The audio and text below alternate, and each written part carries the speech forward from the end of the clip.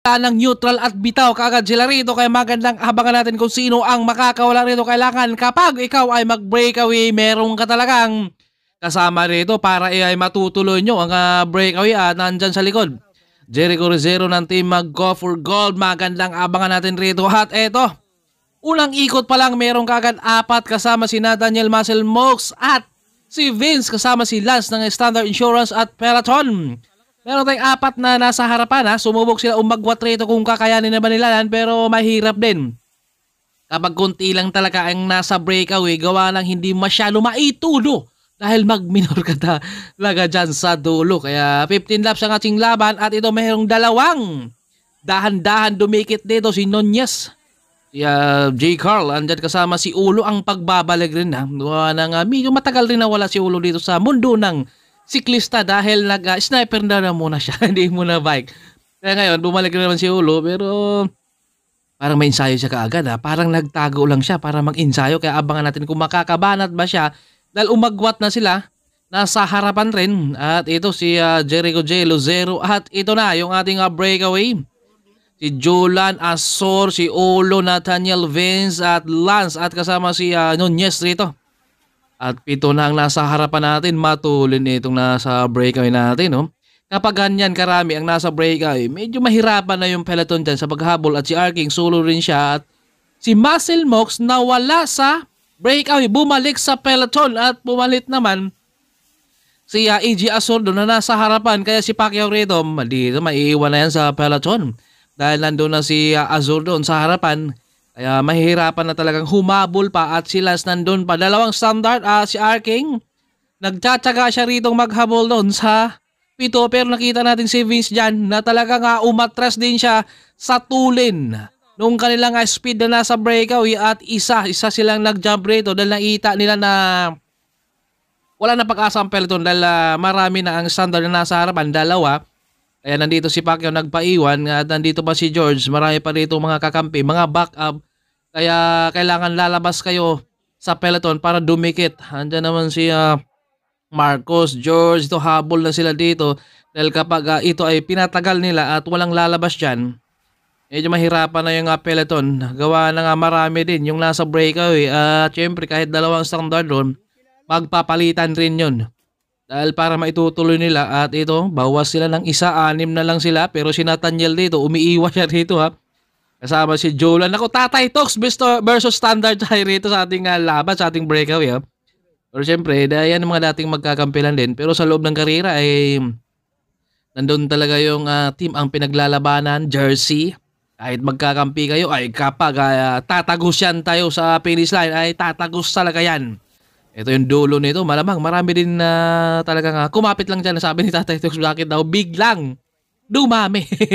Tuloy-tuloy pa rin. Nandyan si Jolan, Nunez, si Ulo, Nathaniel, and si Lance. Azor ang nasa likuran. Ito magandang abangan natin sa breakaway dahil 6 na lang sila. At ito yung ating second group rin. Nagtsataka rin sila ditong humabol rin, pero siyempre hindi na magtutulo dyan dahil si George naman ang magkukontrol dyan sa ating second group dahil meron na siyang kakampi doon sa harapan at Peloton Elvis Sneap. Andyan naman si Jericho J. Lozero at si Arking. Hindi niya tinuloy yung pagdikit doon sa first group dahil si Vince bumalik sa grupo.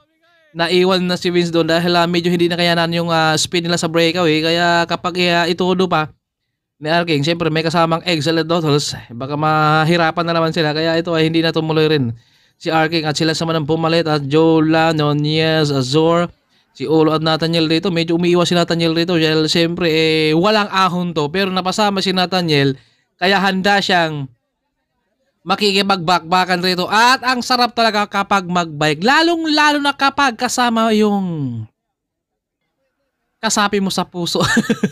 Ayan si Joris. Asa kasi si Cesar. Ito yung second group natin siya, no? 5 rin sila. Siyempre, kalat-kalat na yung ating peloton rito dahil may mga sumubok, hindi nga lang matutuloy gawa ng nakukontrol sa kakampi. Kaya marami kasi yung nasa first group kaya siguro talagang nahirapan na yung peloton natin. Ito, Nunez naman ang humahatak at maraming salamat sa lahat ng mga followers natin. Thank you. At maraming salamat din kay Sir Alex Bilan sa lahat ng mga lagi nakasubaybay kay White Mix. Thank you. At iyan, no? Pagalingan sa bangkingan dahil kapag first time mo rin dito sa may MCC, parang mahirapan ka rin makatapos talaga. Gawa ng yung kurbada, kailangan mong tansyahin pa rito dahil mahirap to. Dahil meron tayong mga sanay rin sa bangkingan. At syempre, malapit na rin ang laro sa may Tagaytay, kaya abangan na naman natin. Ito, Lance Humahatak, Nathaniel Azor, Julan at si Ulo. Ito, parang may babaklas na naman sila kanila dito, breakaway. Naiwanan lang dito si Nunez, so hindi na niya kayanan yung maintain talaga. Matulin dahil si Vince kanina, ramdam na yung tulin kanina nakasakan ng breakaway dahil hindi ka rin talaga pwede magbabagal dyan. Gawa ng pagdating sa dulo, may minor ka, kaya habang straight yung daan, syempre, kailangan mong bilisan o kakargahan, kaya lamang talaga yung may mga ensayo rito. Pero syempre, lahat yan sila may mga ensayo. Kung mga nandun lang talaga sa kondisyon yan. Pero ang mahalaga ay talagang lumalaban, hindi sila natakot. Elvis Snip kanina, hinahatak niya yung grupo din. Pero ngayon, pahinga na lang siya sa grupo, tapos na kayong kanyang trabaho rin. Sila sa manang humahatak, malamang si Azor dito at si Julan at si Ulo ang re-remate, kaya abangan natin si Nathaniel rin dyan kung ano yung kanilang discarte rin dito dahil syempre si Nathaniel, climber yan, dito mapapalaban siya dito, mukhang domestic na lang siguro yan siya mamaya. At peloton, sinatsaga ni Pacquiao rito, ensayo na lang siguro ang ginagawa dito ni Pacquiao dahil yung kanyang kakampi ay na malayo na, andyan sa likod rin si R. King at si Marcus ng Team 7-11, dyan pa si George. Sayang si Vince doon, hindi na kayanan yung maintain. Ito, bumabalot pa ang harapan ng palaton. No? Medyo nagkabalatan silang dalawa rito. Pati isan at pakalasan din yung dalawa.